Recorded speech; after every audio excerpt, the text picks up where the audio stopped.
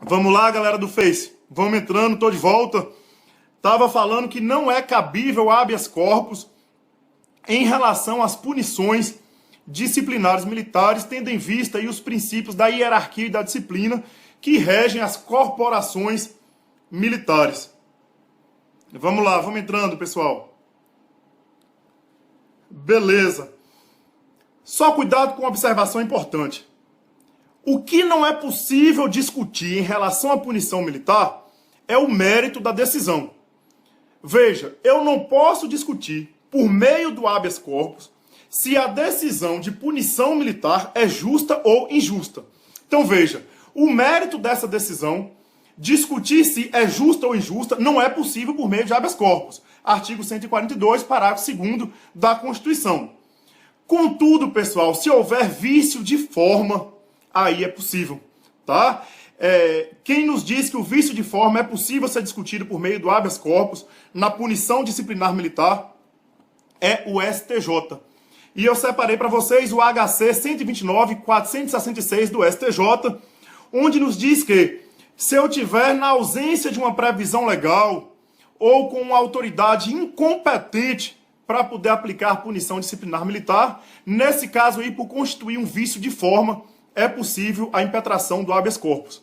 Beleza? Só cuidado aí. Não é possível impetrar habeas corpus para discutir punição militar, punição disciplinar militar em relação ao mérito. Não é possível discutir se é justa ou injusta essa decisão. Tranquilo? Mas em relação a vício de forma, como a competência ou a falta de previsão legal, é possível sim. Imagine aí, o militar pratica uma infração onde a lei não prevê a coação do direito de ir e vir, a restrição da liberdade. E aí a autoridade aplica essa pena. Veja que eu tenho aí uma ilegalidade que pode ser combatida por meio do habeas corpus em virtude da falta de previsão legal para aplicar essa punição. Também poderia falar aqui numa hipótese onde a autoridade que aplica a punição não é a competente. Tranquilo? Vamos lá. Súmula 694 do STF nos diz que não cabe habeas corpus contra a imposição da pena de exclusão de militar ou de perda de patente ou de função pública. Então veja que a súmula 694, ela segue em consonância com o artigo 142, parágrafo 2º da Constituição, e eu só preciso que vocês, em relação à punição disciplinar do militar, tenham em vista o entendimento do STJ, que eu não posso discutir o mérito da punição. Mas se houver vícios de forma, como por exemplo, a falta de previsão legal ou a incompetência da autoridade, é possível sim discutir essa punição por meio do habeas corpus. Vamos lá, pessoal. Ainda em relação ao habeas corpus, e para quem está entrando agora, eu estou seguindo o nosso roteiro já disponibilizado, lá na minha página, prof.eugéscoutrin. Em relação ao habeas corpus, não há instrução probatória. Minha gente, eu não vou na ação de habeas corpus ter uma instrução de prova, eu não vou ouvir testemunhas, não vou fazer exame pericial, porque aqui eu tenho um procedimento simplificado. Tranquilo? A prova é pré-constituída. De plano eu já consigo demonstrar ao judiciário que a ameaça ou a coação à liberdade de locomoção do sujeito que está ocorrendo de forma ilegal está sendo concretizada. A prova ela é pré-constituída, de plano já se demonstra. Tranquilo? Por isso eu posso afirmar que não será cabível impetração de habeas corpus quando o caso demandar um exame aprofundado de prova. Se eu precisar aprofundar no conhecimento da matéria, se eu precisar fazer um levantamento probatório, então essa questão não enseja um enfrentamento por meio do habeas corpus por conta do procedimento simplificado da matéria. Tranquilo? Seguindo aí, é cabível a concessão de liminar. Nós não temos essa previsão expressa na lei, mas é possível sim a liminar na ação de habeas corpus. E quais são as espécies de habeas corpus, minha gente? Quais são as espécies de habeas corpus que eu posso dividir na doutrina? Se liga aí. Tem doutrina que vai classificar em duas espécies, que é o habeas corpus preventivo e o habeas corpus liberatório. Ô pessoal do Facebook, a conexão caiu. mas eu aguardei voltar. Então vocês que demoraram e não perderam nada não, porque eu aguardei a gente restabelecer a conexão para voltar. Beleza? Kaique, Allen, fique tranquilo aí que esse momento que vocês ficaram caídos, eu esperei. Mas eu estava falando, para não ter problema, eu não sei como é que está a transmissão do Facebook, que não é cabível habeas corpus em relação à punição disciplinar militar, salvo se for para discutir vício de forma, como a competência e falta de previsão legal. Beleza? Vamos lá. Vamos lá, Kaique. O habeas corpus repressivo é o mesmo que o liberatório, tá? É a mesma classificação. Então, veja, tem doutrina que coloca duas classificações, o preventivo e o liberatório, ou repressivo, como o Kaique está nos lembrando aí. E é isso aí, Fernando. Seja bem-vindo, viu? Grande abraço. Agora nós vamos seguir aqui uma classificação mais ampla que divide em 3. Eu tenho o habeas corpus preventivo, eu trabalho também com o liberatório ou repressivo, e eu vou colocar uma terceira classificação, que é o habeas corpus suspensivo. Tranquilo? Daqui a pouco eu falo melhor sobre o suspensivo, é onde eu vou querer um contramandado. Eu tenho a ordem, mas a ordem de prisão ainda não foi cumprida. Vamos por parte aqui. O que é o habeas corpus preventivo? Nesse caso aqui, o sujeito está na iminência de ser preso ilegalmente. Ainda não houve a prisão ilegal, mas ele tem uma ameaça concreta de ser preso ilegalmente. Existe uma ameaça concreta de que o sujeito será cerceado em sua liberdade. Nesse caso, o que se pede quando eu falo em habeas corpus preventivo é um salvo-conduto. Então veja, o impetrante ele vai requerer o salvo-conduto, o judiciário vai dar a ordem de salvo-conduto, e com essa ordem, aquele sujeito que estava na iminência, veja que ele estava com ameaça concreta de ter a sua liberdade cerceada, ele tem garantido o seu direito de ir, vir e ficar. Tranquilo? Quanto a isso, artigo 660, parágrafo 4º do Código de Processo Penal, que diz o seguinte: se a ordem de habeas corpus for concedida para evitar ameaça de violência ou coação ilegal, olha aí, pessoal, ameaça, dá-se-á ao paciente salvo-conduto assinado pelo juiz. Beleza? E pessoal do Instagram, salvo-conduto eu falo quando eu estiver diante de um habeas corpus preventivo. A prisão ainda não ocorreu, mas eu tenho aí elementos concretos de que essa ameaça pode se concretizar. Tranquilo? Valeu, Fernandão. E aí, Ana Paula, seja bem-vinda, Eduarda também. Nossa segunda modalidade de habeas corpus, falei sobre o preventivo. Vou falar sobre o habeas corpus liberatório ou repressivo, que é o que o Kaique nos lembrou aí. Repressivo também como sinônimo de habeas corpus liberatório. Aqui, pessoal, eu já avanço na coação à liberdade de locomoção. Quando eu falo em habeas corpus repressivo, o sujeito já está preso ilegalmente. A prisão ilegal, ela já se efetivou. Então agora o que eu vou querer, o que eu vou requerer enquanto impetrante não é mais o salvo-conduto. Já é o alvará de liberação, o alvará de soltura, melhor dizendo. Então olha que bacana. Eu falo em alvará de soltura quando eu estiver diante de um habeas corpus liberatório ou repressivo, porque o cerceamento ilegal da liberdade já ocorreu. E eu falo em salvo-conduto quando eu estiver diante de um habeas corpus preventivo, porque, apesar de ainda não ter ocorrido o cerceamento ilegal da liberdade, estar na iminência de ocorrer. Os elementos que me mostram a ameaça são fortes. Tranquilo? Vamos lá, então. Nossa terceira modalidade, já que eu li o parágrafo aí do artigo 660 em relação ao preventivo, eu não ia ler o código não, mas eu vou cumprir aqui a tabela e vou ler também em relação ao liberatório. O habeas corpus liberatório, como vocês estão acompanhando aí, é o artigo 660, parágrafo 1º, que nos diz o seguinte: se a decisão for favorável ao paciente, será logo posto em liberdade, salvo se por outro motivo dever ser mantido na prisão.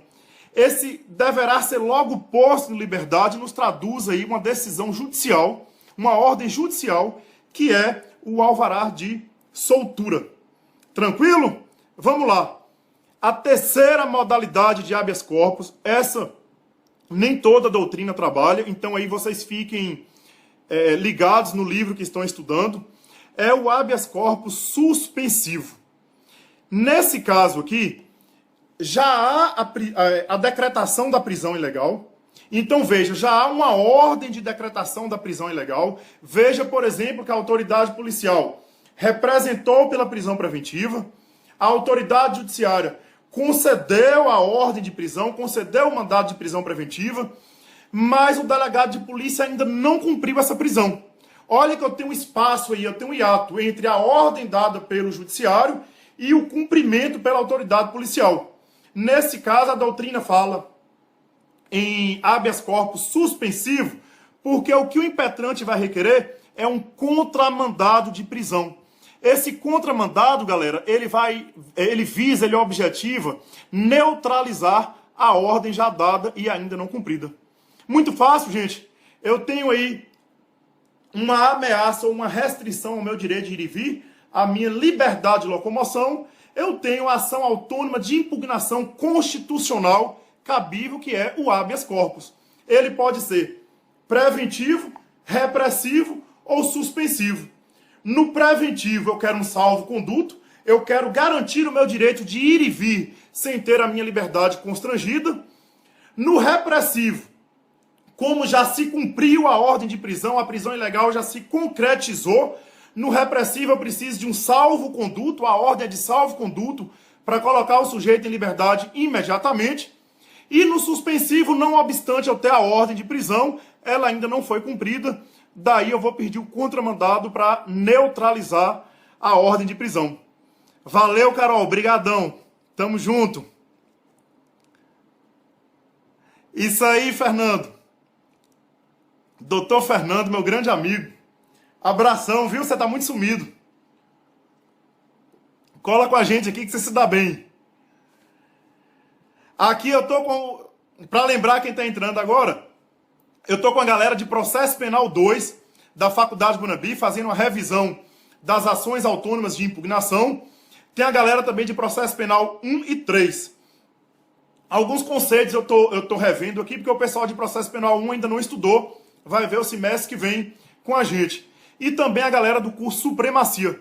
Só lembrando que no final dessa aula aqui nós vamos gravar a resolução de questão, as questões de concurso aí para o pessoal do Supremacia.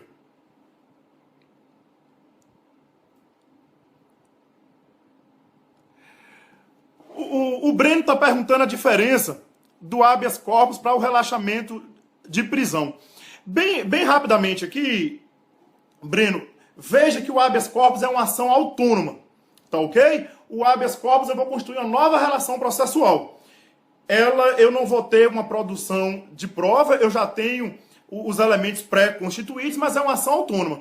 No relaxamento, não. No relaxamento também eu tenho uma prisão ilegal, só que eu vou guerrear aí essa prisão ilegal na própria ação principal, onde eu tenho a ordem judicial da prisão. Tranquilo? Basicamente, nós vamos trabalhar ainda a prisão, tá? As prisões cautelares, preventiva, flagrante e a temporária. Mas, basicamente, aqui para resolver a nossa questão, eu preciso te falar que é possível o caso de prisão ilegal ele ser enfrentado tanto pelo habeas corpus quanto pelo relaxamento. Só lembrando que o habeas corpus é uma ação autônoma, eu tenho que ter a prova pré-constituída, e o relaxamento ele vai ser nos autos da mesma demanda. Veja que, se eu tenho a ordem decretada pelo juiz e eu vou entrar com o habeas corpus, esse habeas corpus ele tem que ser discutido pela autoridade hierarquicamente superior. No caso, se for o juiz de direito, é o Tribunal de Justiça. Respondi aí? Mas nós vamos estudar a preventiva, tá? Tanto o pessoal de Supremacia quanto o pessoal de Processo Penal 1, nós vamos ver a prisão preventiva. Vamos lá. Fechamos então as espécies de habeas corpus. Vamos para as nossas observações. Não é cabível habeas corpus contra a lei em tese. Pessoal, nós vimos que o artigo 68, na verdade, o inciso 68 do artigo 5º da Constituição, ele estendeu, ele abrangeu as hipóteses de habeas corpus, trazendo inclusive a ameaça. Mas essa ameaça tem que ser concreta. Eu preciso de uma ameaça concreta. Se eu tiver uma lei, em tese, uma ameaça abstrata, não é cabível o habeas corpus. Tranquilo? Responda agora, Tuana. Agora. Se liga aí, se eu não chegar, se eu faltar, você me cobra, tá? Habeas corpus de ofício. É possível sim. Deixa eu já adiantar, porque senão eu esqueço. A Tuana está perguntando se é possível a concessão do habeas corpus de ofício. Nós vamos aprofundar daqui a pouco, mas só para não faltar, é possível. O juiz ele pode decretar, sim, o habeas corpus, desde que a decisão de prisão não tenha sido dele, é o que fala a doutrina. Tá ok? O que visa aí é a dignidade do indivíduo, a liberdade do indivíduo, são valores maiores, então é perfeitamente possível a autoridade judiciária decretar de ofício, independentemente de provocação, o habeas corpus. Beleza? Daqui a pouco eu falo melhor, mas é possível. E Allen está perguntando o que é lei em tese.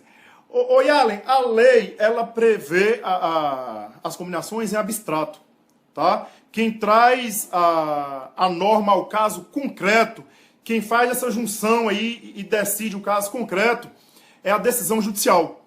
Então, veja, não é possível entrar com habeas corpus porque eu estou me sentindo ameaçado no meu direito de ir e vir por uma previsão legal em abstrato. É isso que eu quero falar com lei em tese. Eu preciso ter uma ameaça concreta ao meu direito de ir e vir ou ficar. Respondi sua pergunta? Lei em tese eu digo porque a lei ela é prevista abstratamente. O legislador ele faz as suas previsões em abstrato, mas ele não é possível decidir todas as hipóteses. Daí porque quem faz a aplicação dessa lei em abstrato ao caso concreto é a autoridade judiciária por meio da decisão. Beleza? Acho que respondi. Então vamos lá. Quem é o legitimado ativo? Quem pode ingressar com a ação de habeas corpus? E aí... Não. Veja, uma lei em tese não vai prever a prisão do Lula. Tá? Quando eu digo lei, é lei abstrato, é a atividade do processo legislativo. Tranquilo? No caso do Lula, não é exemplo de lei em tese, não. As previsões abstratas fixadas pelo legislador eram advêm do processo legislativo. Tá ok? Cuidado. Eu estou falando aí do produto do processo legislativo. Ela passa a avisar o caso concreto a partir da atividade criativa do juiz. Vamos lá, legitimidade ativa. Pessoal, a legitimidade ativa, eu preciso identificar que eu tenho dois sujeitos. Eu tenho tanto a figura do impetrante quanto a figura do paciente. O impetrante é o sujeito que formula o pedido. O paciente é o sujeito que se beneficiará do pedido, não obstante pode ser a mesma pessoa. Tranquilo? Então veja que interessante. Em relação à legitimidade ativa do habeas corpus, eu posso ter fundido aí no mesmo sujeito tanto a figura do paciente quanto a do impetrante. Agora veja, é possível o impetrante requerer a ordem em nome de terceiro. Quando o impetrante requer a ordem em nome de terceiro, eu tenho tanto o impetrante quanto o paciente, que é aquele que vai se beneficiar da ordem. Grande professor Warley, abração, boa noite.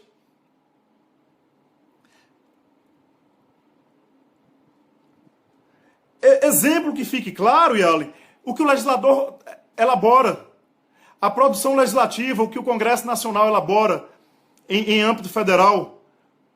Tá ok? A atividade do Congresso Nacional, tanto o Senado Federal quanto a Câmara, o resultado do processo legislativo.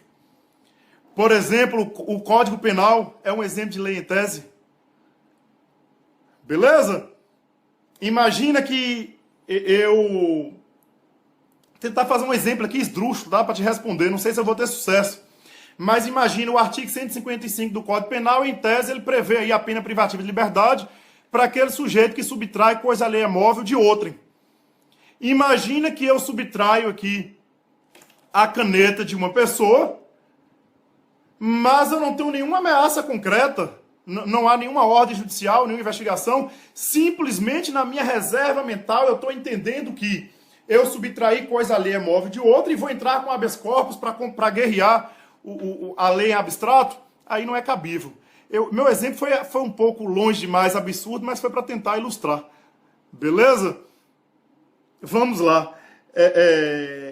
Eu já estou em outro assunto, pessoal. Eu estou falando sobre a legitimidade ativa, as figuras do impetrante e do paciente. Tá ok? Paciente é o sujeito que vai se beneficiar da ordem, não obstante ele pode ser também o impetrante. Quando eu tenho aí o impetrante, um sujeito diferente do paciente, eu falo em substituto processual. É uma legitimidade extraordinária. E aí qualquer pessoa pode ser impetrante, inclusive pessoa jurídica.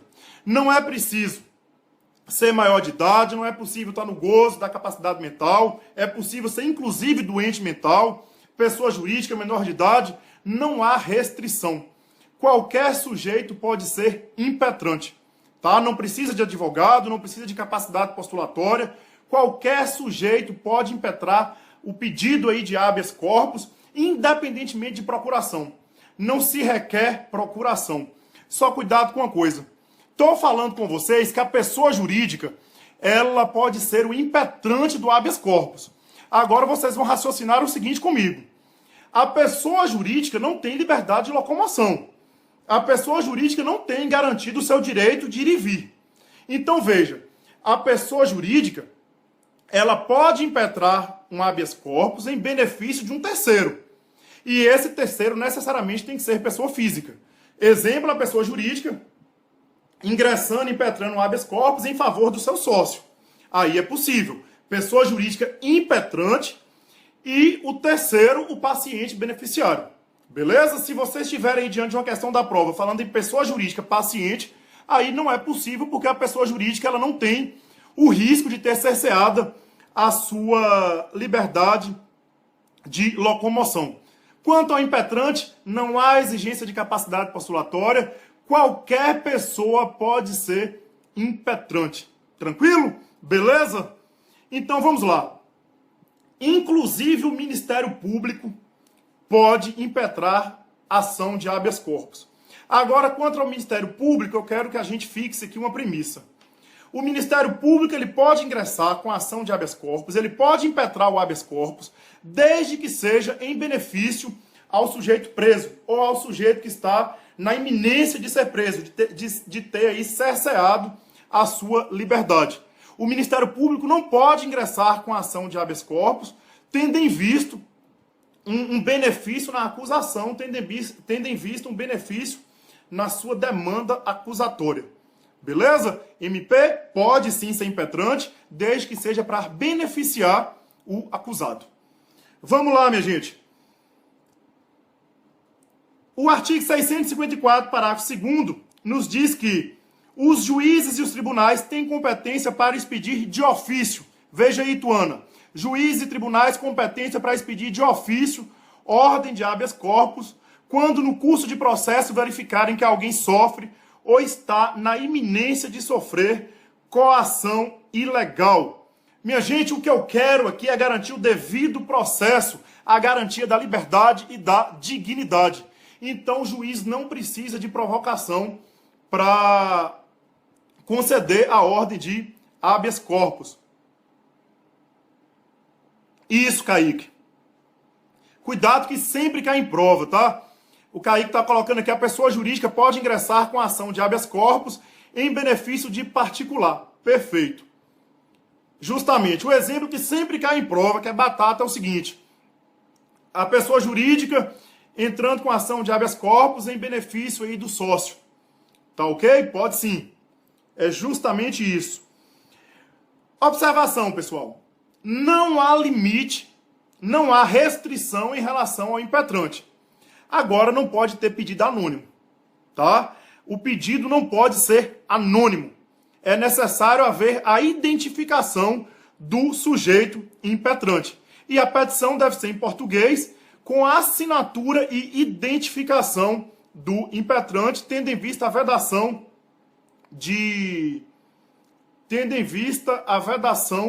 de pedido anônimo. a legitimidade passiva. Ou seja, quem pode ser a autoridade coatora do habeas corpus? Quem pode ser a autoridade que está cerceando o direito de ir, vir e ficar do cidadão? Olha, quando eu falo em legitimidade ativa da ação autônoma de impugnação, que é o habeas corpus, eu estou falando em quem é o sujeito que pode impetrar a ação. Quando eu falo em legitimidade passiva, eu estou falando em quem é o sujeito que figurará como autoridade coatora. Na verdade, o autor da ordem ilegal. Pessoal, em relação à autoridade coatora, à legitimidade passiva, eu posso ter o particular, uma autoridade administrativa ou uma autoridade judiciária. Beleza. Então, quando é que o particular será autoridade coatora de uma prisão ilegal? O exemplo aí comum em doutrina, em concurso, em provas em geral é o diretor do hospital. Veja que o diretor do hospital, ó, quando o caso é verdade, o doutor Welton Cardoso acabou de entrar. O diretor do quando ele for autor do cerceamento do direito de ir e vir, é possível o habeas corpus contra o particular. Tranquilo, pessoal? Quando que eu posso ter um habeas corpus contra uma autoridade administrativa? Veja, exemplos: delegado de polícia, promotor de justiça, agente policial. Então, se o autor da prisão ilegal ou da ameaça à prisão ilegal for o delegado de polícia, o promotor de justiça, um agente de polícia, eu estou diante de uma autoridade administrativa. E a autoridade judiciária, os órgãos do Poder Judiciário. Ó que bacana, então. Quem é que pode ser a autoridade coatora na ação de habeas corpus? O particular, exemplo, o diretor do hospital. A autoridade administrativa, exemplo, delegado de polícia e promotor de justiça. E a autoridade judiciária, exemplo, aí, os órgãos do Poder Judiciário, o juiz de primeira instância, por exemplo. Poderia ser também o tribunal. Beleza? Como é que tá o ritmo aí, gente? Muito rápido? Me dê notícia aí se tá muito rápido.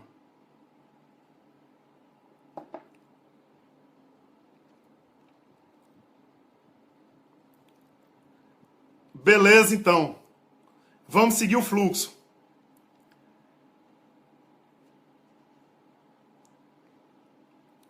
De quem é a competência para julgar a ação de habeas corpus? Fixamos a legitimidade ativa, passiva e agora a competência.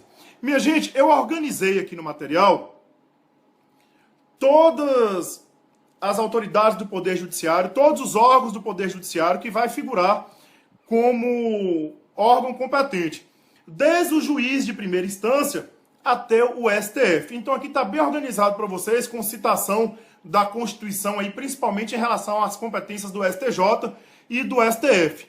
De modo que eu só vou falar aqui o que nos importa de forma substancial.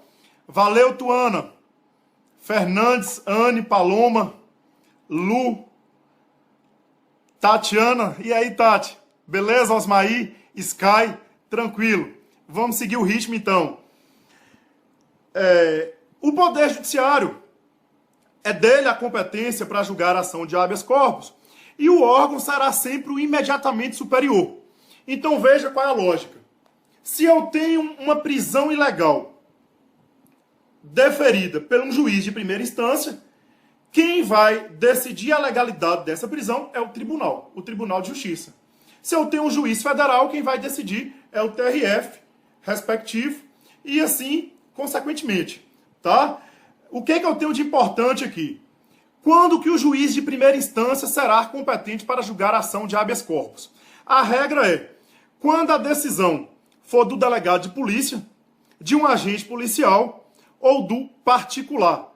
Então, se a autoridade coatora for o particular, o exemplo que eu dei do diretor do hospital, ou for uma autoridade administrativa, quem vai decidir, como exemplo do delegado de polícia ou agente policial, quem vai decidir aí a legalidade dessa prisão, o sujeito competente para julgar essa demanda, o órgão competente, é o juiz de primeira instância.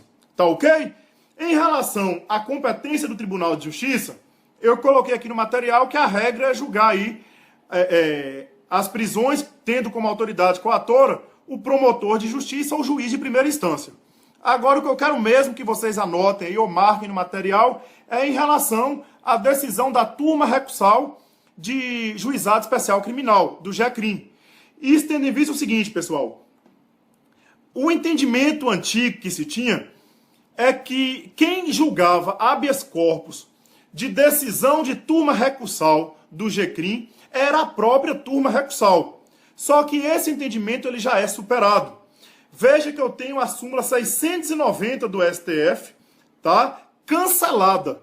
A súmula 690 do STF, cancelada. Eu posso citar agora o habeas corpus 90.905, que nos diz o seguinte: quando a autoridade coatora for turma recursal, a competência é do Tribunal de Justiça. E eu já adianto para vocês que no mandato de segurança também, tá? Quando a autoridade coatora for turma recursal de Juizado Especial Criminal, a competência é do Tribunal de Justiça e não mais da própria turma recursal, como era previsto aí pelo STF antigamente. Já, esse entendimento já é tido por cancelado. Tranquilo? E aí nós seguimos aí com as competências do TRF, STJ, STF, tá tudo bem esclarecido aí, eu acredito. Citei os dispositivos constitucionais. Deixa eu seguir para as observações mais importantes para a gente não perder tempo. Em relação à interceptação telefônica, pessoal. E aí? Cabe habeas corpus contra interceptação telefônica? Eu estou perguntando isso porque eu disse para vocês lá no início que com o alargamento das possibilidades de habeas corpus trazidas pelo inciso 68 do artigo 5º da Constituição, a ameaça ao direito de ir e vir, a ameaça à liberdade de locomoção do sujeito já autoriza o habeas corpus. E aí? Se tiver uma interceptação telefônica em curso contra o sujeito, ou uma interceptação telefônica até já concluída, eu posso guerrear isso aí por meio do habeas corpus? Cuidado com o seguinte. Em regra, eu vou ter, contra uma interceptação telefônica ilegal, o instrumento aí, a ação autônoma de impugnação, mandado de segurança. Então veja, se eu tiver diante de uma ilegalidade através de uma interceptação telefônica ilegal, eu vou dizer que o instrumento apto a combater essa ilegalidade é o mandado de segurança. Agora, cuidado com o que eu vou dizer agora. Cuidado com o que eu vou dizer agora, ficou foda, né? Cuidado com o que vem a seguir. Se essa interceptação telefônica, ela visar, ela objetivar a elucidação de um crime, se eu estiver falando em investigação, ou um processo judicial com pena, tendo como objeto aí um crime punível com pena restritiva de liberdade, aí é cabível o habeas corpus. Tá ok? E quem nos diz isso deixa eu ver se eu anotei aqui. Anotei, o STF. Coloquei 2 habeas corpus aí do STF, dizendo que se a interceptação telefônica puder resultar em condenação privativa e em condenação à pena privativa de liberdade, cabe habeas corpus. Então, cuidado que isso vai servir só mesmo de pegadinha de prova, tá? Porque, em regra, a interceptação telefônica ela vai se dirigir à investigação de crimes puníveis com pena privativa de liberdade. Mas, para não cair em pegadinha, vocês vão fixar o seguinte: interceptação telefônica ilegal é combatida por meio de mandado de segurança. Agora, o STF tem entendimento já reiterado em mais de um habeas corpus que, se dessa interceptação telefônica puder resultar pena privativa de liberdade, o instrumento cabível pode ser sim o habeas corpus. Tranquilo? Vamos lá. Para a gente terminar, pessoal, eu já tinha falado que é possível o mesmo ato ilegal ser guerreado tanto por relaxamento quanto por habeas corpus. Deixa eu só terminar aqui com uma observação. O fato de existir um recurso previsto em lei, isso não significa que não é possível a impetração de habeas corpus. Então veja, se houver a possibilidade legal de um recurso para aquela decisão que fixou a prisão, essa possibilidade legal do recurso ela não impede a impetração do habeas corpus. O exemplo aqui que a doutrina nos coloca é o habeas corpus substitutivo de recurso ordinário constitucional. Então veja, aquela decisão poderia ser guerreada por meio de um recurso ordinário constitucional, mas isso não impede também a impetração do habeas corpus. Beleza? Com isso eu fechei a revisão de habeas corpus. Para quem está vendo agora pela primeira vez, seguindo aí o material que eu já disponibilizei, fechei a análise do habeas corpus, que foi a nossa primeira ação autônoma de impugnação. Habeas corpus eu estou falando aí de guerrear, de combater uma decisão ilegal ou uma ameaça ilegal, um constrangimento ao direito de ir e vir ou ficar do sujeito. Valeu, Yalen. Beleza, brigadão. Com isso, a gente passa para a segunda ação autônoma de impugnação, que é a revisão criminal. Para a galera de processo penal 2, eu falei de revisão criminal para vocês. Se tem alguém aí vivo de processo penal 2, eu falei de revisão criminal para vocês quando nós discutimos a sentença condenatória. Mas eu vou repetir aqui, está no material novamente. Tranquilo? Para o pessoal do Supremacia também, nós discutimos lá quando eu falei da sentença penal condenatória. Agora se liga. Revisão criminal. Também uma ação autônoma de impugnação. Agora, a revisão criminal, pessoal, é de competência originária dos tribunais. Beleza? O juiz de primeira instância não vai analisar, não vai decidir revisão criminal. A revisão criminal é uma ação autônoma de impugnação de competência originária dos tribunais, diante de uma sentença condenatória ou de uma sentença absolutória imprópria. Porque nós já falamos que na sentença absolutória imprópria, não obstante absolver o sujeito, é aplicável medida de segurança. Então, olha lá, revisão criminal, quando que é possível? Quando eu estiver diante de uma sentença condenatória ou de uma sentença absolutória imprópria, é necessário o trânsito em julgado da decisão, tá? Um requisito da revisão criminal é o trânsito em julgado da decisão, e a competência aí é originária dos tribunais. Juiz de primeira instância não julga, não decide revisão criminal.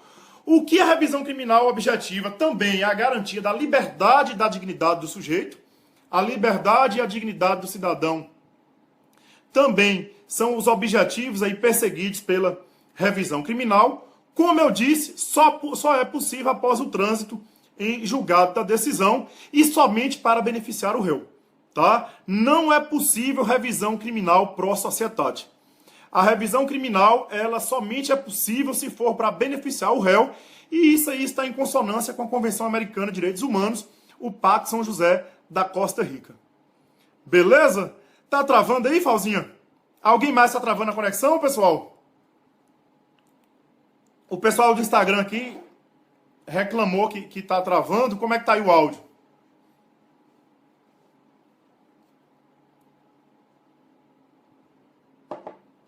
Todo mundo deu para acompanhar aí a revisão criminal? Ação autônoma de impugnação, somente em benefício do réu, requisito a decisão transitada em julgado. Beleza, então vamos seguir. Então vamos, era só no Instagram então. Vamos lá então. Let's go.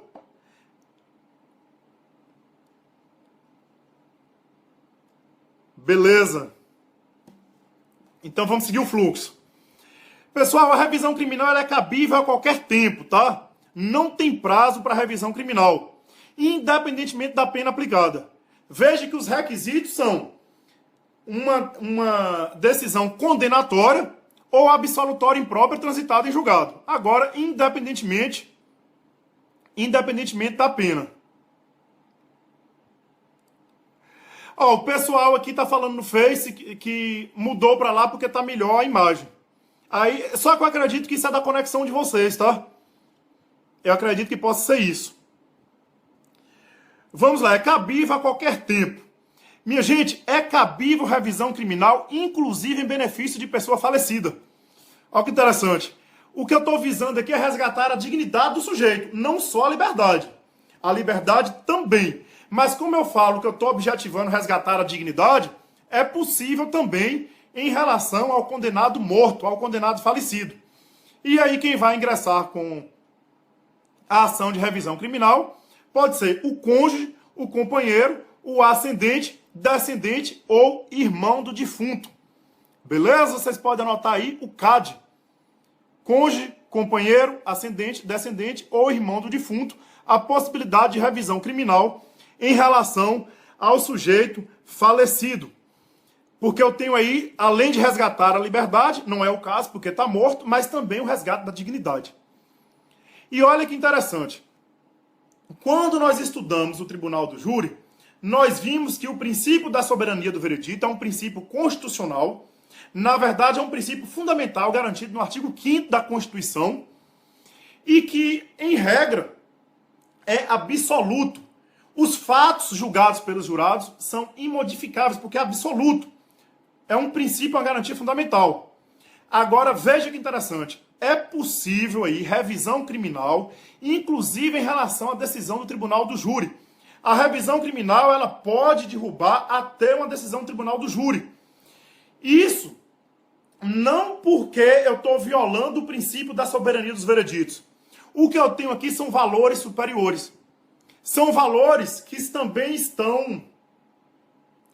Minha gente, o Instagram caiu agora. Deixa eu só voltar. Só voltar aqui. Hoje tá complicado isso aqui, né? Nossa aula de sexta ocorreu tudo beleza.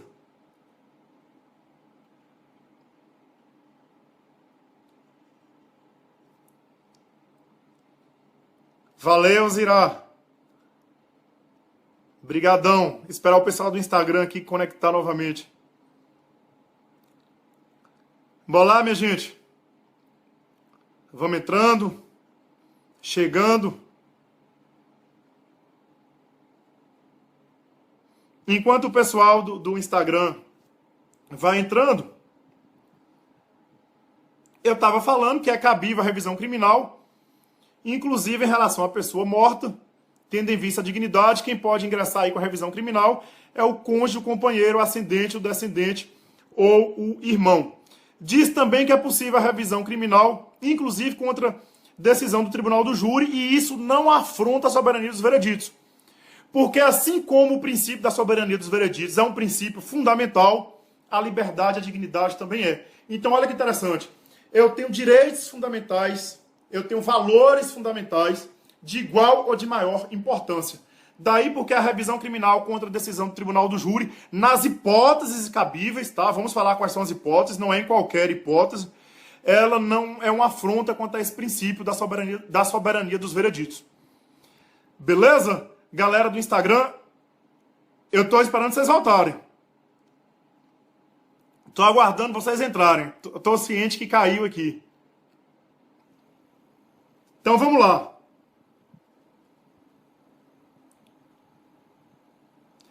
A live no Instagram voltou, tá? O pessoal que tá no Face aí, fica à vontade. A live no Instagram voltou. Já retornamos a conexão. Agora veja. Se eu vou entrar com a revisão criminal contra o sujeito morto, tendo em vista a dignidade dele, eu já sei quem são os legitimados. Mas e se o sujeito era vivo quando ele ingressou com a revisão criminal e morreu no trâmite da ação, no decorrer da ação, como é que eu faço? E aí, como é que eu resolvo essa questão? Hipótese de nomear curador. Tá? Então veja, se o sujeito morreu após o ingresso da revisão criminal, é caso onde se nomeia curador. Beleza? O material está na página.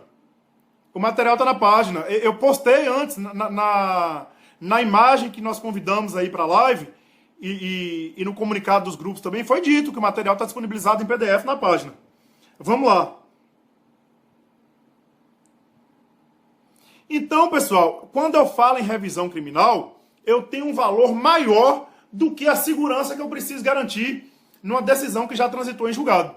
O valor que eu tenho, quando eu digo aqui valor maior, é dignidade e liberdade. Beleza? Eu quero uma observação aqui em relação a uma decisão do STF. O STF entendeu uma possibilidade onde a acusação pode reabrir o caso. onde a acusação pode ingressar aí com a revisão. Veja que hipótese interessante. É uma hipótese onde o sujeito ele foi absolvido. Na verdade, absolvido não. Perdão, falei besteira aqui. O sujeito aqui, a ação foi declarada extinta com base na extinção da punibilidade do sujeito que acostou aos autos certidão de óbito falsa. Então, só para fixar aí, porque eu acho que eu confundi vocês, a possibilidade onde o STF admitiu que a acusação reabrisse o processo é na hipótese em que a extinção da punibilidade ela foi declarada pelo judiciário com base em certidão de óbito falsa. Veja, o sujeito não morreu, o advogado juntou uma certidão de óbito falso, o juiz decidiu pela extinção da punibilidade, encerrou o feito e depois descobriu-se que aquela certidão de óbito era falsa. Nesse caso aí, o STF, está anotado aqui no material, HC 84.525, admitiu a acusação reabrindo o caso. Perfeito? Então vamos lá. E quando é que eu vou poder ingressar com a revisão criminal? Já sei que a regra da revisão criminal é para beneficiar o acusado, é para beneficiar o réu, não cabe revisão criminal pró-sociedade. A revisão criminal ela requer uma condenação ou então a absolvição imprópria onde tem-se medida de segurança. Requer ainda que essa decisão que condenou ou que absolveu aplicando medida de segurança tenha transitado em julgado. E aí, quais são as hipóteses? Pessoal, cuidado. Lá no habeas corpus eu falei para vocês que o rol do CPP não era taxativo, era exemplificativo. Aqui na revisão criminal, o rol do artigo 621 ele é taxativo. A revisão criminal está presa às hipóteses do artigo 621. Estou dizendo para vocês que eu não posso ter revisão criminal fora do artigo 621 do Código de Processo Penal. Daí porque é imprescindível a leitura aqui dessas hipóteses. Tá? Então, olha, a revisão criminal está visando aí valores maiores, valores constitucionais, valores fundamentais, liberdade, dignidade, mas ela não é ampla, não é um rol exemplificativo. Eu tenho que estar vinculado às hipóteses do artigo 621. E quais são essas hipóteses? Primeira, eu estou diante de um processo findo, né? Já disse que eu tenho que ter o trânsito em julgado. Primeiro, quando a sentença condenatória for contrária ao texto expresso da lei penal ou à evidência dos autos. Minha gente, lei penal aqui é lei em sentido amplo. Engloba Código Penal, Código de Processo Penal, legislação extravagante, Constituição, enfim. O que eu tenho aqui é uma decisão claramente contrária ao texto expresso de lei. Olha, se eu tiver um dispositivo legal onde a interpretação dele é discutida nos tribunais, isso aí não justifica revisão criminal, não. Tá? O fato do magistrado adotar um entendimento controvertido não justifica. O que justifica, de acordo com o inciso 1, é uma hipótese onde a decisão condenatória ela é claramente contrária ao texto legal. Beleza? Vamos lá. O Kaique está perguntando qual o interesse do CAD em entrar com revisão criminal de um morto. Perfeito, Kaique. Se liga aí. Qual é o objetivo da revisão criminal? O objetivo da revisão criminal é garantir a liberdade e a dignidade. O morto não tem liberdade, mas tem dignidade. Vocês vão ver essa questão aí da dignidade com mais profundidade no direito civil. Tá? Mas ainda que não haja direito da personalidade em relação ao morto, ainda no âmbito civil, mas eu posso falar aqui em alguns direitos relacionados à dignidade. Tá ok? E aí também tem os direitos reflexos aos familiares. Mas eu estou dizendo aqui basicamente a dignidade. Tá? A preservação da dignidade. Eu não falo em liberdade, a liberdade não fundamenta, mas a dignidade fundamenta. Tranquilo? Então vamos lá. A segunda hipótese, onde o artigo 621 do CPP autoriza a revisão criminal, é quando eu estiver diante de sentença condenatória, fundamentada em depoimentos, exames ou documentos comprovadamente falsos. Beleza? Agora cuidado com uma coisa. O inciso 2 está dizendo o seguinte: se os elementos probatórios que fundamentou a decisão judicial forem substancialmente falsos, ou seja, eu não discuto que eles são falsos, eu tenho aí uma justificativa para revisão criminal. Agora, se a decisão judicial, além de fundamentar naqueles elementos falsos, também foi fundamentada em elementos regulares, aí eu não vou entrar com revisão criminal, não vai ser possível a revisão criminal. Beleza? Então vamos seguir aqui o inciso 3, que é a última hipótese que o CPP autoriza a revisão criminal. Quando, após a sentença, se descobrirem novas provas de inocência do condenado ou de circunstância que determine ou autorize diminuição especial da pena. Então veja, houve a sentença condenatória transitou em julgado, o sujeito está cumprindo a pena, mas aí aparece o verdadeiro autor. O verdadeiro autor confessa. Ou então aparecem as câmeras de segurança lá do local onde o crime aconteceu, demonstrando que quem cometeu o crime não foi o sujeito condenado. Então, olha, eu tenho novas provas capazes de inocentar aquele sujeito que foi condenado em uma condenação já transitada em julgado. E aí sim eu posso ter autorizada a revisão criminal. Tranquilo? Beleza, eu sei que eu estou correndo, mas é porque senão a gente não fecha tudo. 1h13. Eu não tenho relógio, eu estou isso aqui seguindo o fluxo sem relógio. E aí para mim deu 15 minutos, já deu foi 1h15. Ainda falta mandado de segurança, tá? Mas colhe aí, minha gente, pega o café. Só os fortes sobrevivem, tá? A galera tá dormindo, mas o sucesso a gente faz acordado. Tranquilo? O sucesso a gente constrói acordado. Então, pega um café aí, um Guaraná em pó. Depois vocês cuidam do estômago. Vamos lá. Se eu tiver lei nova mais favorável, não é hipótese de revisão criminal. Tá? Lei nova mais favorável, quem vai aplicar aí a lei nova mais favorável é o juízo da execução penal.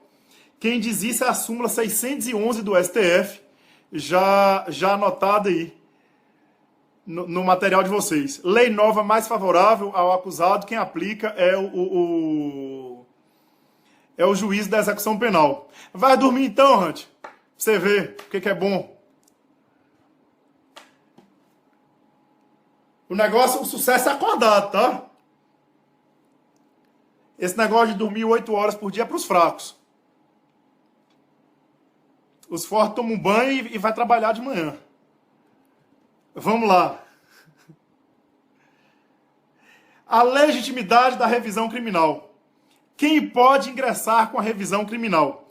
Assim como nós falamos da legitimidade para a ação de habeas corpus, eu vou falar agora da legitimidade da revisão criminal. Pessoal, quem pode entrar com a revisão criminal é o próprio condenado. E ele não precisa de advogado. Então, nas hipóteses previstas no CPP, o próprio condenado pode entrar com a revisão criminal, independentemente de advogado. Agora, veja, além do condenado, o advogado legalmente habilitado pode entrar com a revisão criminal. Então, veja, o advogado precisa de procuração, tá ok? Agora, cuidado com o seguinte aqui. Eu até anotei aqui no material que há entendimento no sentido de que o autor o sujeito que ingressa com a revisão criminal, representando o condenado, ele não precisa ser advogado, que basta ter procuração. Só cuidado com isso, tá? Estou dizendo que o condenado tem legitimidade sem precisar de advogado. Disse também que o advogado com procuração tem legitimidade, mas tem entendimento de que esse procurador não precisa ser advogado. Qualquer sujeito aí com legalmente habilitado pode sim ingressar com essa ação, ter legitimidade. Valeu, Aliette. Brigadão. Abraço pra você, tá? Tô na revisão criminal, Ellen. Tô na revisão criminal. Eu não sei como é que ficou no Face, porque teve uma quebra na conexão, mas depois eu voltei. Se tudo tiver certo aí, se Deus abençoar, quando você for rever, não vai dar essa quebra, não. Assim eu espero. Beleza? Então vamos lá. No caso do morto, eu já disse quem são os legitimados. No caso do morto, os legitimados aí é o CAD. Quem é o CAD? O cônjuge, o companheiro, o ascendente, o descendente ou o irmão. Além do condenado, do advogado habilitado e do CAD, no caso do morto, eu tenho a legitimidade do Ministério Público. Tá? O Ministério Público também tem legitimidade para ingressar com revisão criminal. Lembrando que a revisão criminal ela é uma ação que visa beneficiar o acusado. Tá ok? Mas aí o Ministério Público, a doutrina que admite sim essa legitimidade do Ministério Público. Tranquilo? Isso aí, Pamela. Pode, Tuana. Pode, a doutrina admite. Tá ok? A doutrina admite sim o Ministério Público com essa legitimidade, tendo em vista os valores que se quer tutelar. Se eu entendo o Ministério Público aí como fiscal da lei, legislação em sentido amplo, considerando lei e Constituição, e eu tenho aí princípios constitucionais como a liberdade e a dignidade em jogo, eu tenho a legitimidade também do Ministério Público, agora sabendo que a revisão criminal é para beneficiar o acusado. Você só não vai esquecer do habeas corpus que eu já citei, onde o STF admitiu aí a rediscussão do caso com base numa sentença que extinguiu a punibilidade com fundamento numa certidão de óbito falso. Tranquilo? Vamos lá. O material está em minha página, prof.eugésio. Tá desde tarde lá. Eu coloquei o link. Vamos lá então, quem está querendo saber do material. Na minha página aí do Facebook, eu não sei se vocês estão assistindo na minha página pessoal ou na minha página prof.eugésio. Na minha página prof.eugésio, vocês vão encontrar lá, entre as últimas postagens, está lá material, ações autônomas de impugnação, habeas corpus, revisão criminal e mandado de segurança. É só clicar, tem um link lá, beleza. Se alguém que já conseguiu, puder copiar o link e colar aqui nas mensagens, na última aula alguém fez isso, ajudou muito. Podemos seguir?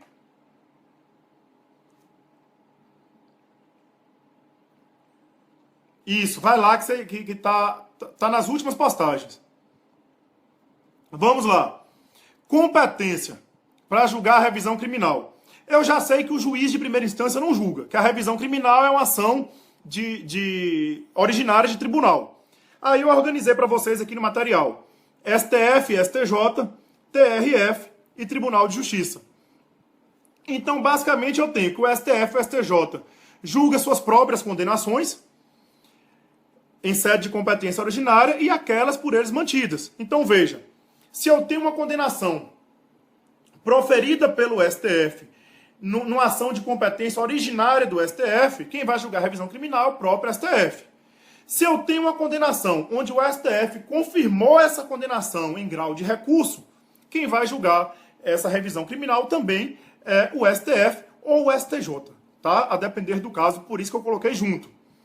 O TRF, julgando também suas próprias condenações em sede de competência originária e a dos juízes federais, e o TJ julgando as suas próprias condenações em sede de competência originária e as condenações dos juízes de primeiro grau. Porque o juiz de primeiro grau, primeira instância, não aprecia revisão criminal. Olha que interessante. Súmula 393 do STF. Para requerer revisão criminal, o condenado não é obrigado a recolher-se à prisão. Então, olha, minha gente, não é requisito da revisão criminal que o cara esteja preso. Então, mesmo que o cara ainda não esteja preso, cuidado com isso, é possível ingressar com a revisão criminal. Os requisitos da revisão criminal é sentença condenatória ou absolutória imprópria, transitada em julgado. E desde que eu esteja vinculado nas hipóteses do artigo 621 do CPP. Tranquilo? Vamos lá então, seguir o nosso fluxo.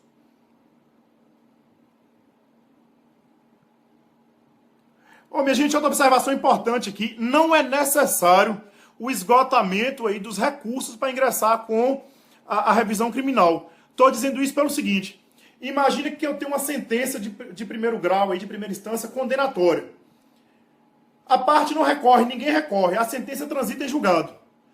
Já preenche os requisitos para revisão criminal. Tá? Não é necessário ter entrado com todos os recursos e após o esgotamento de todos os recursos, solicitar a revisão criminal. o que é necessário é o trânsito em julgado da decisão, ainda que não haja aí a existência de recurso no caso concreto, tá? Então, olha, já houve trânsito em julgado, já se discutiu o fato e já se provou no processo que o sujeito é culpado e por isso condenou. Estou querendo dizer que a revisão criminal, o ônus da prova é do acusado.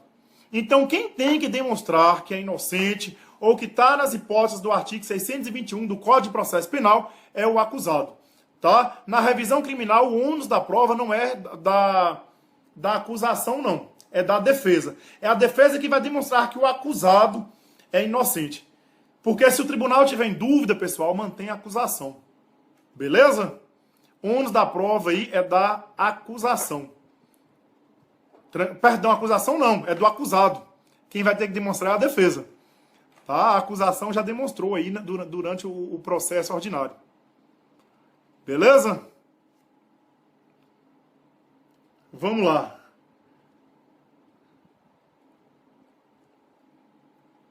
E também a gente não pode esquecer, em relação à revisão criminal, da responsabilidade objetiva do Estado pelo erro judiciário. Se o sujeito ficou preso injustamente, eu tenho a responsabilidade objetiva do Estado pelo erro judiciário. E eu já anotei aí para vocês, depois vocês vão fazer a leitura, o artigo 630 do Código de Processo Penal e também o artigo 5º, inciso 75 da Constituição. Tá versando aí possibilidade de indenização mesmo. O Estado deve indenizar aquele sujeito que ficou preso injustamente. Tranquilo? Vamos lá, então. Já trabalhamos as duas primeiras ações autônomas de impugnação. Parabéns aos guerreiros aí que sobreviveram, tá? Os parabéns não valem agora para quem está assistindo a gravação. Estou falando para quem está assistindo ao vivo. A gente está o quê? Deixa eu ver se eu abro aqui. Meia-noite e meia ainda... A galera sobrevivendo aí, já enfrentamos o habeas corpus e a revisão criminal. O habeas corpus quando, professor? Habeas corpus quando eu estiver diante da coação ilegal à liberdade de locomoção ou a simples ameaça, desde que seja uma ameaça concreta. É isso? E a revisão criminal quando eu estiver diante de uma decisão condenatória ou absolutória imprópria, transitado em julgado.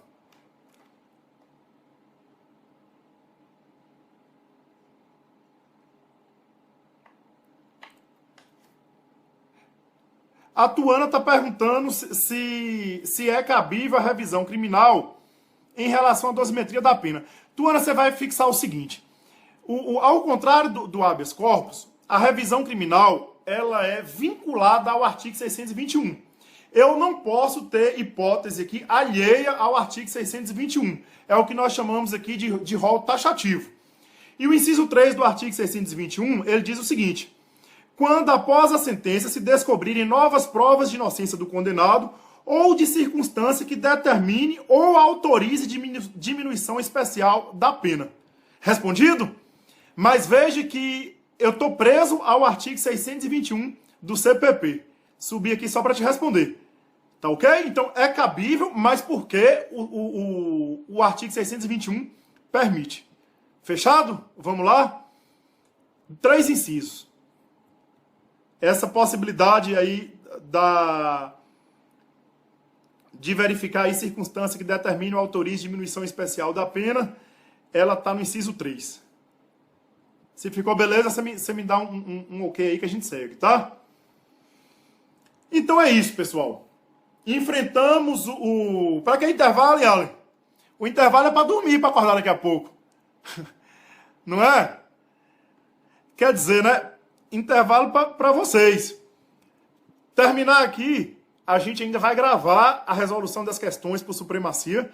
Então, para a galera que segue no Supremacia, nós ainda vamos resolver questões sobre habeas corpus, revisão criminal e mandado de segurança. E depois ainda preparar o material para o... bem lembrado, pessoal. Depois ainda, durante a madrugada, preparar o material para o nosso curso final de semana. Sexta noite e sábado, de manhã e de tarde, nosso curso de legislação penal especial na FG. Bem lembrado, esqueci de falar no início, eu tô um péssimo portador de recado, viu? Sexta e sábado nós vamos ter um curso de legislação especial, lei de drogas, desarmamento e crimes hediondos. Vamos jogar duro lá. Sexta noite e sábado de manhã e à tarde. Então, assim, terminar o vídeo, nós vamos para o outro vídeo da resolução de questões, que aí o pessoal do Supremacia já segue na resolução, e depois separar o material para aula de sexta e sábado. Valeu, Tuano. Fala, Maria Lúcia. Pode botar aí que a gente vai seguindo. Se a dúvida estiver dentro do meu alcance responder, tô devagar mesmo, viu? Era para ter avisado antes, quando estava lotado. Depois o pessoal vê aí. Então veja, habeas corpus já foi, revisão criminal já foi, e agora mandado de segurança. Mandado de segurança em matéria criminal. Mandado de segurança, MS criminal, é a nossa última ação autônoma de impugnação. E aí quem não vai ficar para as questões pode dormir. É uma ação autônoma de impugnação, beleza? Não é recurso, tá? Assim como o habeas corpus e a revisão criminal, o mandado de segurança não é recurso. E aí só cuidado uma coisa, pessoal. O CPP, ele diz que a revisão criminal é recurso, e não é. Tá? O habeas corpus, a revisão criminal e o mandado de segurança são ações autônomas. Não se trata de recurso. Tô operando. E o mandado de segurança possui a mesma origem que o habeas corpus. Tá ok? É uma ação basicamente civil. A natureza do mandado de segurança, ele é basicamente civil. Vocês já estudaram lá em constitucional, em processo civil. Pode ser individual ou coletivo. Mas aqui no crime, a gente que vive do crime, onde que o mandado de segurança nos interessa? Pessoal, aqui no crime, não obstante não ser recurso, ele funciona como um sucedâneo recursal. Ele vai ter um caráter residual ou subsidiário. Tá ok? Um caráter residual ou subsidiário. E é preciso demonstrar o interesse de agir.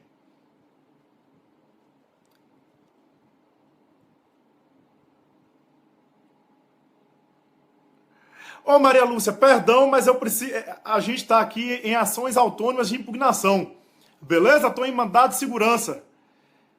Tranquilo? Uma ação que nós vamos utilizar aqui como um sucedâneo recursal. Beleza? Não obstante não ser recurso. E é necessário demonstrar o interesse de agir. Pessoal, geralmente aqui, em relação. Daqui a pouco eu vou falar melhor, mas só para adiantar a vocês. Geralmente eu vou ter um mandado de segurança no crime quando eu tiver ou o querelante, ou o investigado, ou o acusado, ou o advogado da parte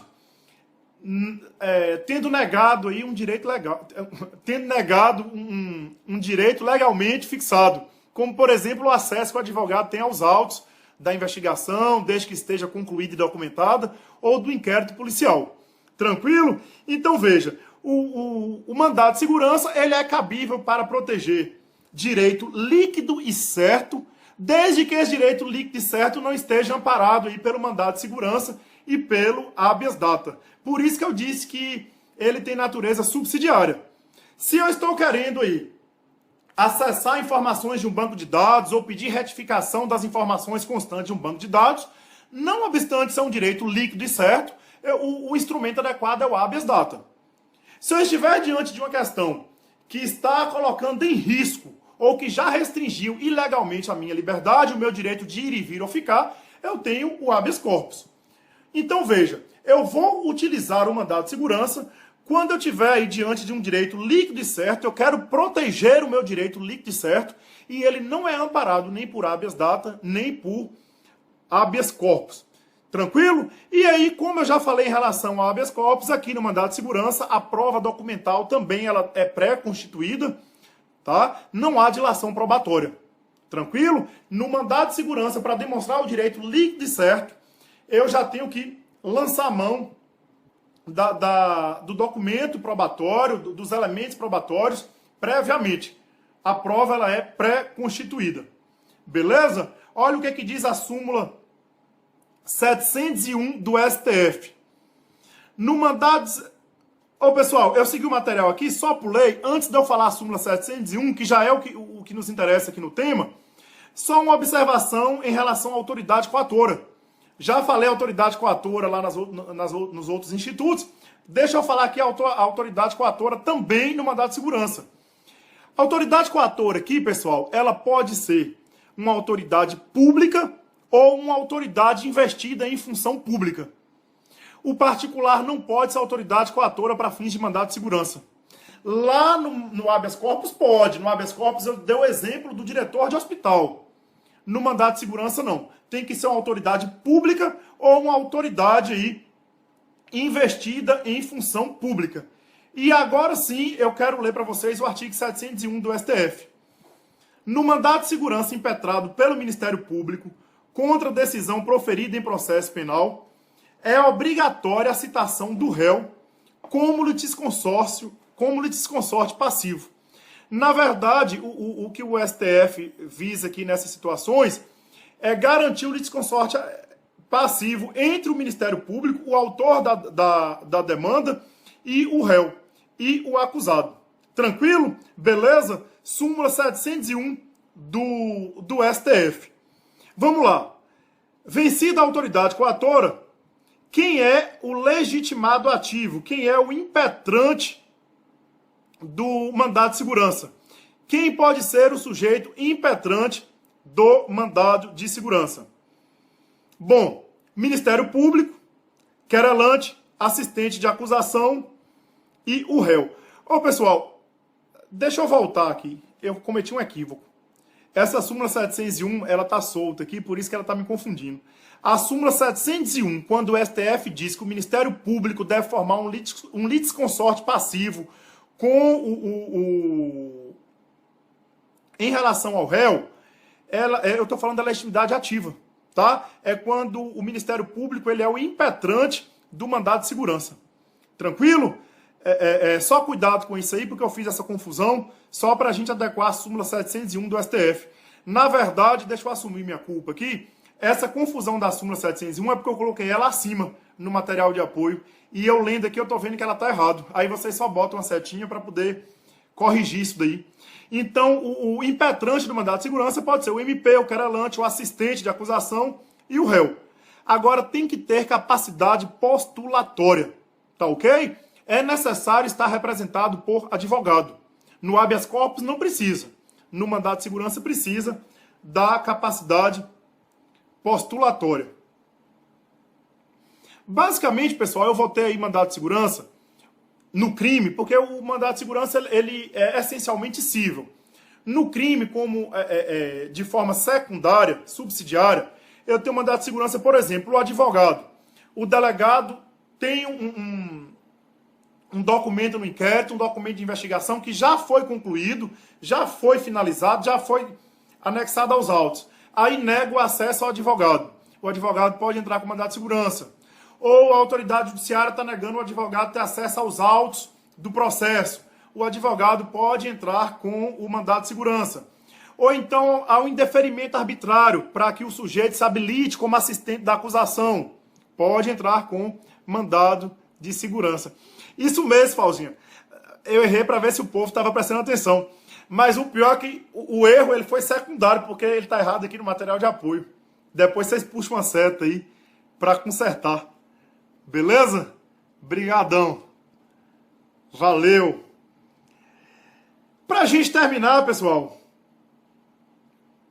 eu coloquei alguns artigos aqui. A lei de mandado de segurança, além da previsão constitucional, é a lei 12.016 de 2009. Depois vocês vão ler isso aí. O artigo 23 dessa lei, ela traz o prazo para ingressar com mandado de segurança de 120 dias. E ela diz que é um prazo de 120 dias contado da ciência do ato impugnado.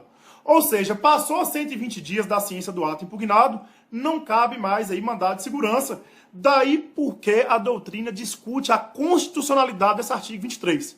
Tá? Esse artigo 23 ele tem uma constitucionalidade discutível, mas ele prevê, aí para quem vai marcar a prova, o prazo de 120 dias contados da ciência do ato impugnado. E por fim, para a gente terminar, e aí eu liberar vocês, em relação ao artigo 7º, parágrafos 1º e 3º da lei de mandado de segurança, é possível liminar, tá, pessoal? É possível a autoridade judiciária proferir uma liminar na ação de mandado de segurança. E essa liminar ela vai produzir efeitos até a prolação da sentença. Até a sentença, Se não houver revogação ou cassação da liminar, então veja, até a sentença, se não houver revogação ou cassação da liminar, ela vai produzir efeitos. Tranquilo? Em relação aos recursos cabíveis do mandado de segurança, organizei para vocês aí as hipóteses do Tribunal de Justiça, Tribunal, os TRFs, STJ e STF, está tudo organizadinho as hipóteses de recurso. Tanto apelação, como recurso ordinário constitucional, como o recurso especial e o recurso em sentido estrito são cabíveis. E eu organizei para vocês quando que cada recurso desse, ele terá lugar. Então, com isso a gente termina. Deixa eu ver o tempo aqui que nós gastamos. 1h40. É gás, viu? Parabéns para quem ficou até agora com a gente. É isso, pessoal. As ações autônomas de impugnação, elas não são recurso, tá ok? Não se confunde com recurso. Cuidado, porque o CPP fala que a revisão criminal é recurso e não é. As ações autônomas de impugnação são mandado de segurança, habeas corpus e revisão criminal. Habeas corpus, quando tiver aí a ameaça ou o cerceamento do direito de ir e vir do sujeito, cabe habeas corpus. A revisão criminal, ele tem um rol taxativo no artigo 621 do CPP, desde que haja uma decisão condenatória ou absolutória imprópria. E o mandado de segurança para garantir direito líquido e certo, proteger direito líquido e certo, desde que não seja cabível habeas data e habeas corpus. Tranquilo? É verdade, né, Tuana? Tuana tá dizendo aqui no Instagram que aqui passa mais rápido. Na sala de aula também eu não vejo passar, não. Por isso que eu não uso relógio, por isso que o povo briga comigo quando termina a aula, porque eu não vejo passar, só vejo na hora que o povo está indo embora. Mas valeu, que bom que vocês ficaram. Valeu, Yala, espero ter ajudado. Yala, eu tô achando que essas quedas foi sua conexão. Aqui houve uma queda no Instagram e uma no Facebook, que também foi minha conexão, mas eu esperei ela voltar para eu continuar. E aí, se eu tiver certo, na gravação tá ok. Se eu tiver certo, na gravação tá ok. Aí você pode conseguir recuperar aí algum pedaço que você tenha faltado, porque a conexão travou. Beleza? Então é isso, minha gente. Eu vou falar para quem ficou agora e aí para quem for assistir depois. Sexta e sábado, nosso curso de legislação penal especial vai ser o primeiro módulo. Tá ok? Informações está no site da FG. Na sexta à noite e no sábado pela manhã e à tarde. A gente está lá. Valeu, vou desconectar aqui. Despedir do pessoal do Facebook. Valeu, minha gente. Fique com Deus. Boa noite. Fui.